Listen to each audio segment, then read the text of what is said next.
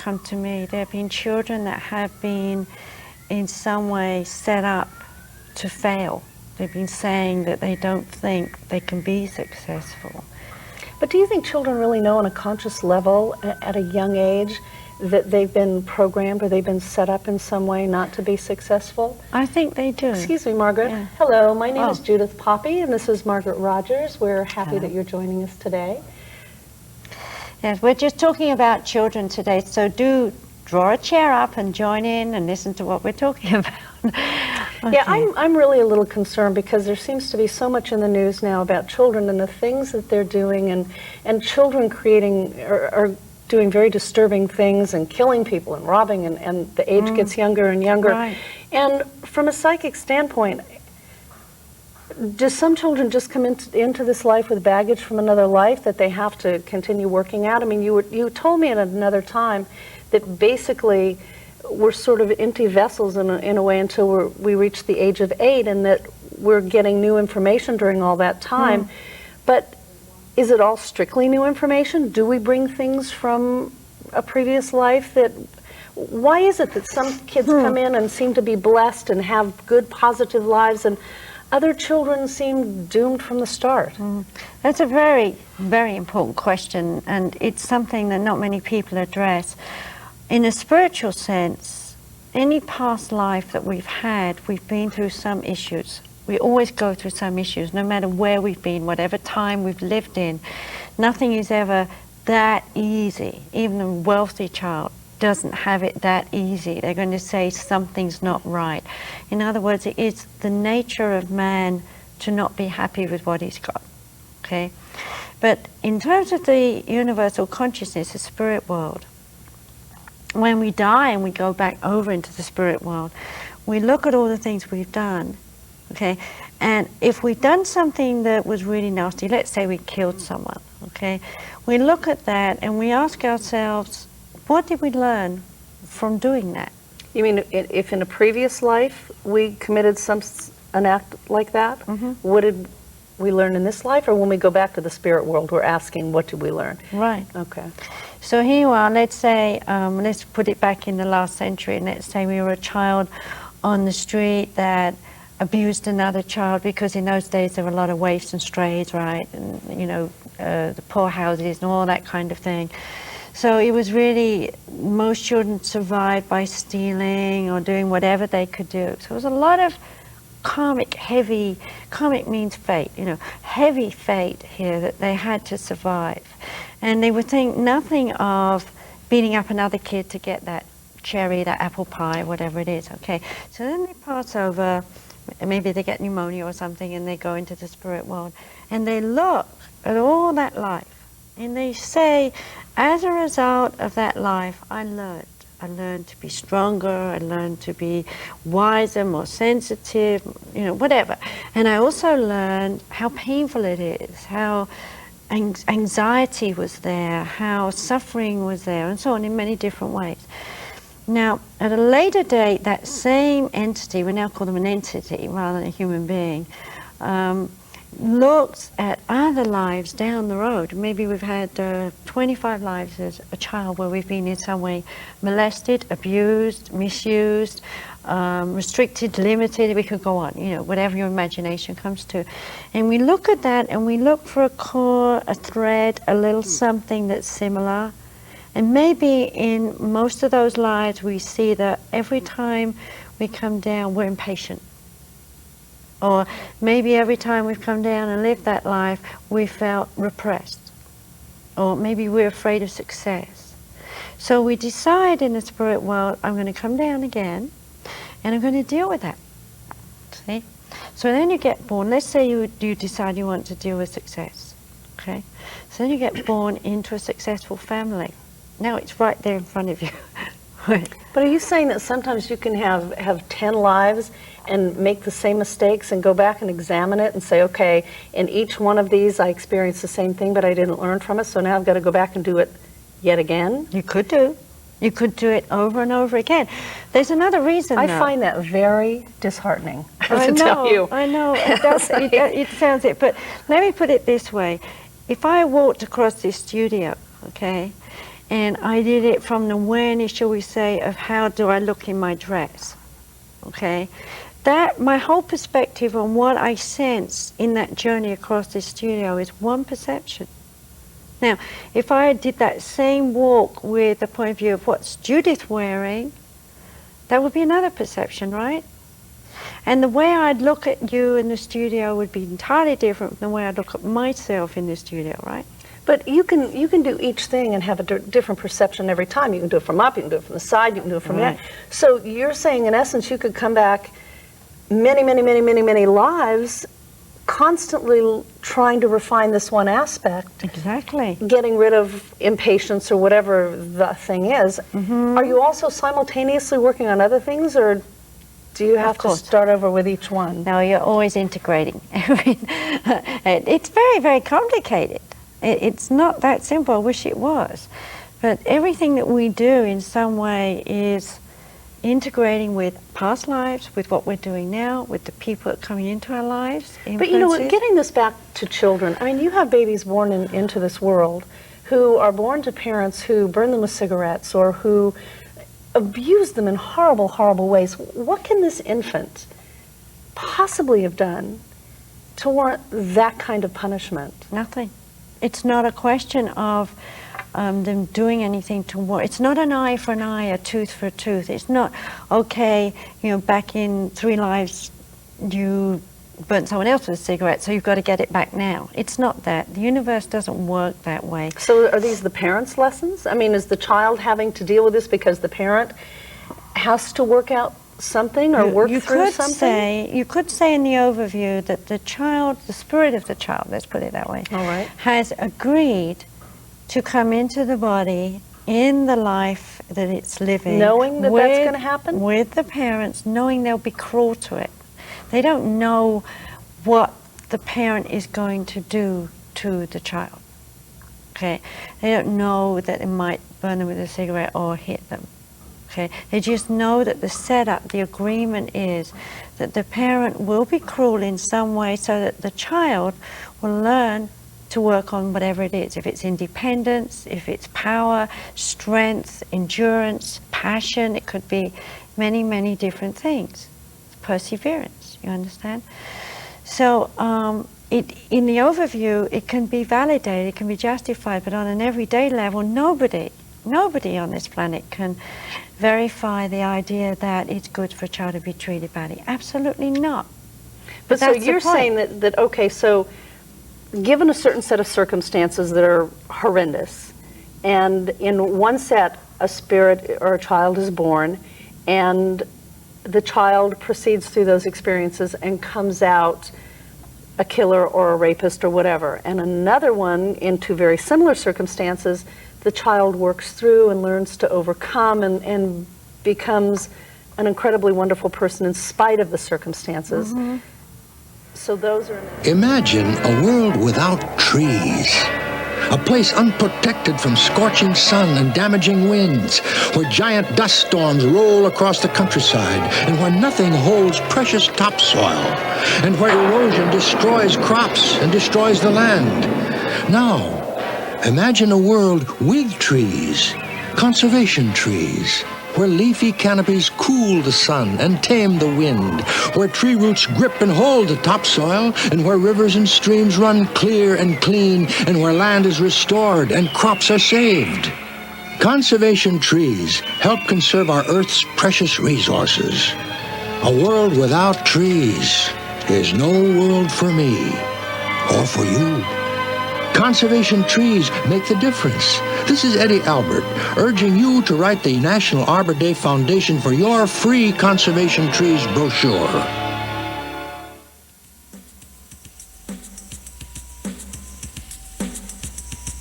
The environment's the same, okay? If you took 2 children and you put them in exactly the same environment and brought them up, they would come out different, wouldn't they? Of course. Okay? Of course. Now, part of the reason they come out differently is because of the coding that they put into them from the spirit, from the soul vibration. See, But is what you learn predetermined? Is it, I mean, do you know if it's coded, in a certain way, do you know that you're going to come out whole and healthy, and this person's going to come out damaged? Well, I'm sure there's a lot of people out there, and welcome back. I'm sure there's a lot of you out there that are thinking, well, what about me? Yes, I can see a difference in the way my sister or my aunt is or something. And the bottom line is, the coding from this soul vibration is very important. I mean, you, for example, might have a coding that says, I have to persevere. I will be persistent, and I will try and try and try. Okay? Whereas another person might have shall we say, a mode of passion, where all they want to do is feel and feel and feel. Another person might have something where they're in aggression, which means they're going to fight and fight and fight. It depends on what that core coding is, and it's more involved. So what's coded is the response to the external stimuli, right, in essence. Yeah. It isn't a coding that predetermines their whole life or what's going to happen. It simply is going to determine how they respond to the treatment to simply that's given put it them. that way, yeah. And also you'll have locked into the coding is what we call Chi features, which are the catch nets that hold it. So if you got backed against a wall too much, you've got something that will come out, i.e. a lot of people become martyrs. I'll sacrifice everything for peace of mind, or I'll self-denigrate myself. I'll put myself on the floor and I'll say, I'm not worth anything, don't bother about me. I'll be last on the line, because nobody cares. Okay. These are there for a reason, for the spirit to find its way through pain and suffering and find the center, find the balance. So coming back to children, some of these children that are badly beaten actually become fantastic people. They go out there when they're mature, they say, I know what it's like to be beaten, I know what it's like to be, burnt or whatever, and I don't want to see this happen to any more children.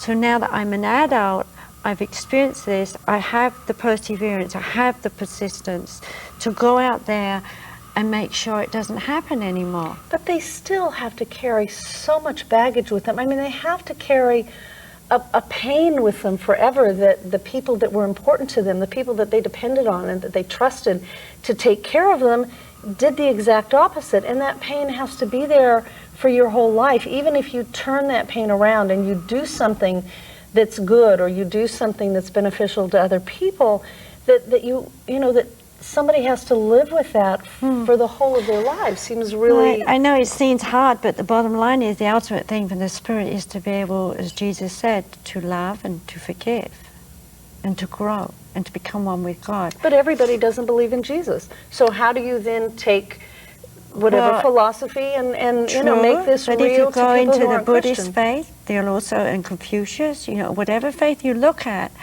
you're going to find that it is written within those scriptures that mankind must learn in some way to find the harmony, find the middle road, find the peace, understand to accept and work with and grow toward God in some way.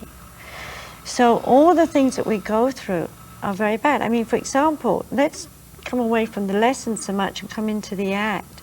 Recently on the news, there was this child that killed a baby, several children that beat up a baby. Oh, they beat up the baby, yes. Okay, now that is absolutely, we all agree, absolutely terrible, okay? There isn't any rationale, justification that you could say on our level here, okay? Absolutely. Makes it in any way acceptable. And I think for most of it, there's no understanding, there's no concept of how a 6-year-old could get to the point to be able to commit or even think of it. Let me take the example. In the overview, that one little scene, and I'm calling it a little scene right now because in the universal sense we have thousands and billions of scenes, okay, has shaken up the world in such a way that it made everybody stop and think what's happening to the world and what's happening to the babies. What are we teaching them? What are they learning? What can we do to correct that? So in the overview, those spirits of those children came together and did this tremendously bad thing to wake up the world to what's wrong. If they hadn't, we'd all still be walking around saying, don't think about the children. It happens. I mean, I hate to say it, but, this whole OJ thing, it affected the world. Whether he did or didn't doesn't come into it. The point is, everyone got a lesson in judgment. They have their opinions. They were forcing them on one another. They were debating in workshops, in garages, whatever. Everywhere you went, it was the issue of the month. And so what happened was people woken up to what they think, what they believe. So in the overview, that trial was very important. So rather than everybody just sitting back placidly, sort of just going along, it made them think about what their place was. It made them think about what their stand was. It made them look at the issues. They're wake-up calls. And whether it comes to us individually, like if you happen to be a welfare worker and you've got 3 teenagers on the street doing prostitution, which is another thing that happens, it's like, why would a child do that? But then that welfare worker sees one, well, that's interesting, oh, poor thing, I'll help her. 2, God, 2 out there, now 3, now 25. I've got to do something. There's got to be a law that stops this. I'm going to go out and find another social worker who's going to say we're going to stop this, you know. So it's a question right now of the children being our teachers. That's what's going on in the universal sense. They're coming down. They're old souls, a lot of them, by the way, and that's hard for people to understand. They're old souls. Old souls. Okay? Old souls can take a chance, because they kind of rocked the boat a lot over the years through different lives. And they can find that balance, hopefully. They won't lose it. But that's their test for their spirit. If they lose it, they've got to work up again. Okay? But for themselves and the universe, what they're doing is bringing down a wake-up call to us all. Okay? So whether they're at the hands of the they're suffering at the hands of the molest or whatever it is, okay, or whether they're actually the children that are doing the molesting, they're showing us, look, this is your future. This is the world that you have right now. We're moving into a new century, okay? What do you want in the future? But you know what, I would love to think that that's really true and that people listen and that people pay attention. But in reality, I think we read it, we see it on the news, we respond to it, whatever, and then we kind of sink back into our own little world. And I don't know that most people do then reach out to try and make things better. Or, you know, and maybe I'm wrong. Maybe they see that and they'll spend a little bit more time with their own child, or they'll... Yeah. But I don't know that any action is taken, and maybe it's just the people that I know, or it's me that isn't taking action. I want to tell you about, I can't remember the actual name of the child, but you remember that little baby that was living in a bubble because the child had no... Yes, no immune system. Immune system, His right. name is David, I believe. Yes. And the mother, as a result of that, she went all around the world trying to find a blood match. She established a foundation in the child's name. Remember that? And all sorts of babies all over the world got some blood and were helped. But her little baby, there was never a cure, and she lost it. Remember? Right, I do remember. And people would say, how could that be that this woman who's done so much, okay, could lose her child? It's unfair. But you see in the overview, if the baby have lived, she wouldn't have gone on to do what she did. If she'd have found that cure, she would have stopped. My baby's now getting better in some way. She would have changed her drive. She was striven to do this. And so a lot of times that we work on things like this, there's subtleties going on. Crib deaths, you know, why would a baby suddenly die in a crib when it seems to be normally healthy and it's not been damaged in any way? It's there for a reason. The people that lose their babies are woken up to themselves, what they feel. Power of spirit, and we're often in it. So it just seems like there should be kinder ways to do it, you know. And certainly I don't understand everything, nor do any of us really. But sometimes it seems just very, very unfair that it's the children who bear so much of the brunt, and they don't understand either. You know, at least on this conscious level. Now you say they make the decision when they're an entity to come into a body that's going to experience. Pueblo 81009. Take whatever you want, the cars, the mansion, but not my consumer information catalog. Your catalog? I sent my name and address to New Catalog, Pueblo, Colorado 81009. This free listing of helpful government publications is mine, and you want to steal it. Oh, Brad. I would never do that.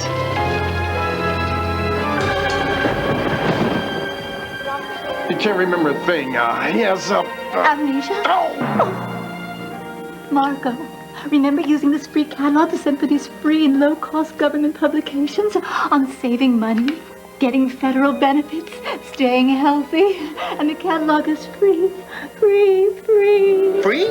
Information on educating our children? Send your name and address to New Catalog, Pueblo, Colorado, 81009. Don't forget, like Marco. Marco? Who's Marco? Whatever you see, whatever you do with children, they're very, very sensitive. Okay? When a child is born, the brain hasn't got any information in it that's conscious. It's all, shall we say, in the primitive mind, very laid back, spiritual consciousness. So when you first hold that baby in your arm and you love it and hug it, it's feeling you. It only knows to feel, and it's in it, if you like. It hasn't developed a character and a personality. And so for the first 8 years, that child is feeling everybody. It's absorbing information all the time. And I think it's very important that we learn to nurture during those years and give very strong impressions. I think yes, hello, you're back.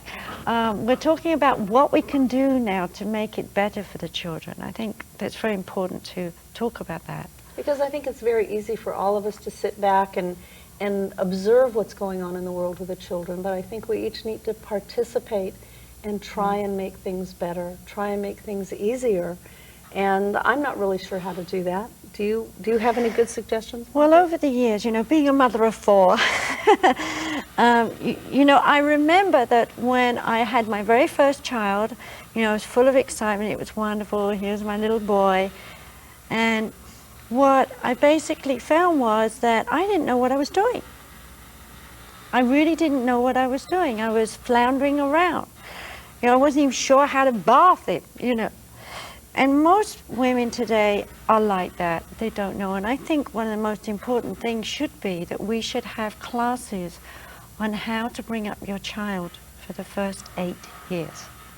Starting at what age? What age do you start to learn that? Don't you think most of us really start learning how to treat our children within the family that we're born to? We do.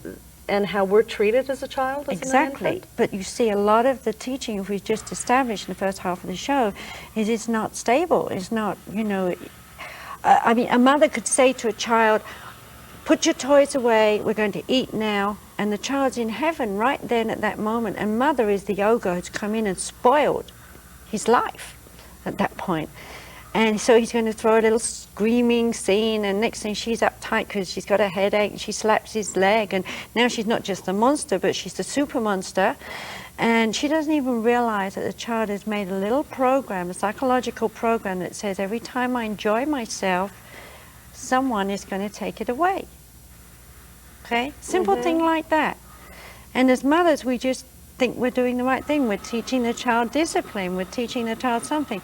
What we need to understand is how to counterbalance. It's like when, in that kind of situation, if a mother's taught, when you come in, you first praise the child and say, wow, that's really wonderful drawing, and, have you nearly finished it yet? I'll give you 2 minutes to finish it. A child, 2 minutes is forever. 30 seconds, you're lucky the child will look at you and say, yes, it's finished. At that point, you can then say, okay, we put them away, now we're going to eat, okay?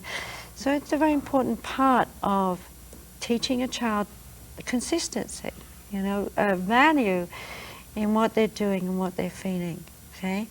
I would say that giving classes, lessons to teenagers in school about how to communicate would be a good place to start. To start, sure. And they're going to learn what they felt that went wrong. They'll say, teenagers will tell you, because that's the time when they're very impressionable, okay?